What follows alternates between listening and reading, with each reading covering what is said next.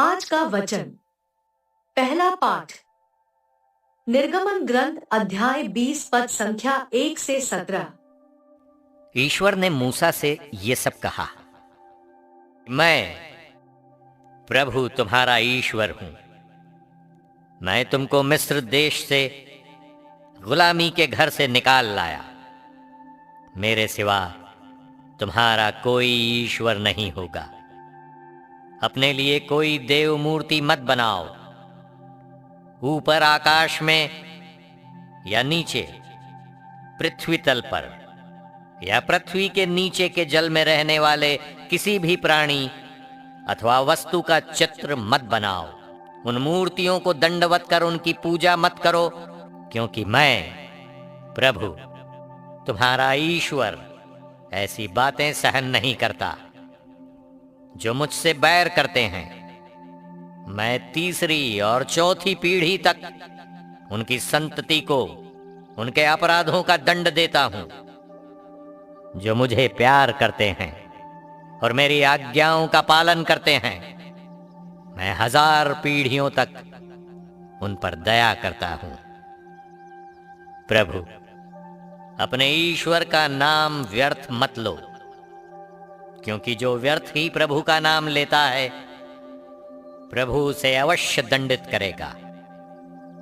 विश्राम दिवस को पवित्र मानने का ध्यान रखो। तुम 6 दिनों तक परिश्रम करते रहो और अपना सब काम करो, परंतु 7वां दिन तुम्हारे प्रभु ईश्वर के आदर में विश्राम का दिन है। उस दिन न तो तुम कोई काम करो, न तुम्हारा पुत्र, न तुम्हारी पुत्री, न तुम्हारा नौकर, न तुम्हारी नौकरानी, न तुम्हारे चौपाए और न तुम्हारे शहर में रहने वाला परदेशी। 6 दिनों में प्रभु ने आकाश, पृथ्वी, समुद्र और उनमें जो कुछ है वो सब बनाया, और उसने 7वें दिन विश्राम किया। इसलिए प्रभु ने विश्राम दिवस को आशीष दी है और उसे पवित्र ठहराया है। अपने माता पिता का आदर करो, जिससे तुम बहुत दिनों तक उस भूमि पर जीते रहो जिसे तुम्हारा प्रभु ईश्वर तुम्हें प्रदान करेगा। हत्या मत करो, व्यभिचार मत करो, चोरी मत करो, अपने पड़ोसी के विरुद्ध झूठी गवाही मत दो, अपने पड़ोसी के घर बार का लालच मत करो। न तो अपने पड़ोसी की पत्नी का, न उसके नौकर अथवा नौकरानी का, न उसके बैल अथवा गधे का, उसकी किसी भी चीज का लालच मत करो। दूसरा पाठ पहला कुरिन्थियों अध्याय 1 पद संख्या 22 से 25। यहूदी चमत्कार मांगते और यूनानी ज्ञान चाहते हैं, किंतु हम क्रूस पर आरोपित मसीह का प्रचार करते हैं।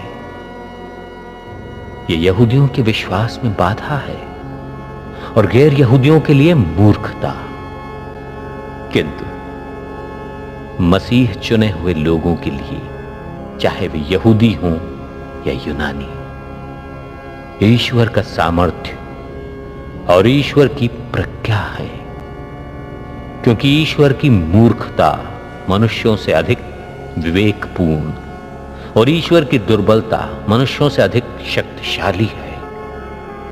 यह प्रभु ईश्वर की वाणी है। सुसमाचार संत योहन अध्याय 2 पद संख्या 13 से 25। यहूदियों का पास्का पर्व निकट आने पर ईसा यरूशलेम गए। उन्होंने मंदिर में बैल, भेड़ें और कबूतर बेचने वालों को तथा अपनी मेजों के सामने बैठे हुए सराफों को देखा। उन्होंने रस्सियों का कोड़ा बनाकर भेड़ों और बैलों सहित सबको मंदिर से बाहर निकाल दिया। सराफों के सिक्के छितरा दिए, उनकी मेजें उलट दी और कबूतर बेचने वालों से कहा, ये सब यहां से हटा ले जाओ। मेरे पिता के घर को बाजार मत बनाओ। उनके शिष्यों को धर्म ग्रंथ का ये कथन याद आया, तेरे घर का उत्साह मुझे खा जाएगा। यहूदियों ने ईसा से कहा, आप हमें कौन सा चमत्कार दिखा सकते हैं जिससे हम ये जानें कि आपको ऐसा करने का अधिकार है? ईसा ने उन्हें उत्तर दिया, इस मंदिर को ढा दो और मैं इसे 3 दिनों के अंदर फिर खड़ा कर दूंगा। इस पर यहूदियों ने कहा, इस मंदिर के निर्माण में 46 वर्ष लगे और आप इसे 3 दिनों के अंदर खड़ा कर देंगे? ईसा तो अपने शरीर के मंदिर के विषय में कह रहे थे। जब वो मृतकों में से जी उठे तो उनके शिष्यों को याद आया कि उन्होंने ये कहा था, इसलिए उन्होंने धर्म ग्रंथ और ईसा के इस कथन पर विश्वास किया। जब ईसा पास्का पर्व के दिनों में यरूशलेम में थे तो बहुत से लोगों ने उनके किए हुए चमत्कार देखकर उनके नाम में विश्वास किया, परंतु ईसा को उन पर कोई विश्वास नहीं था, क्योंकि वे सब कुछ जानते थे। इसकी जरूरत नहीं थी कि कोई उन्हें मनुष्य के विषय में बताए, वे तो स्वयं मनुष्य का स्वभाव जानते थे। यह प्रभु का पवित्र सुसमाचार है। आमीन। आज का चिंतन। आज का सुसमाचार और चालीसा का यह काल हमारे हृदयों की जांच कर अपने जीवन में परिवर्तन लाने का निमंत्रण देता है। सुसमाचार में हम यीशु को यरूशलेम मंदिर की सफाई करते हुए पाते हैं, क्योंकि यह मंदिर पवित्र पूजनीय स्थान था। जब हम लोग अपने आध्यात्मिक जीवन पर मनन चिंतन करते हैं तो यह घटना हमारे लिए बहुत ही महत्वपूर्ण है, क्योंकि यह मंदिर हमारे हृदय की निशानी है और इसलिए यह ईश्वर का निवास स्थान होना चाहिए। पर सर्राफों की तरह हम भी सांसारिकता, व्याकुलता तथा पाप को हमारे पवित्र स्थान में जगह देते हैं। चालीसा काल इन्हीं पापों को साफ कर ईश्वर से जुड़ने का समय है। यह हमें पश्चाताप कर नया बनने का अवसर प्रदान करता है।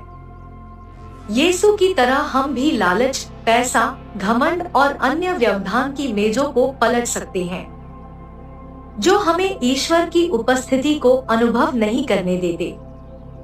जैसे यीशु ने ईश्वर के घर के लिए उत्साह दिखलाया, उसी प्रकार आज हमें भी अपने आध्यात्मिक जीवन के लिए उत्साहित होने की आवश्यकता है। इसलिए आज हम अपने आप से पूछें, क्या हमारे जीवन में ऐसे व्यवहार, आदत या लालसाएं हैं जिन्हें अपने हृदयों से निकाल फेंकने की आवश्यकता है? यद्यपि आध्यात्मिक शुद्धिकरण कठिन है, पर यह ख्रीस्त के शिष्यों के रूप में बढ़ने के लिए अति आवश्यक है। अतः इस चालीसा काल में हम पूरी श्रद्धा से भाग लें और अपने हृदयों को परिशुद्ध कर इसे ईश्वर का वास स्थान बनाएं। आमीन।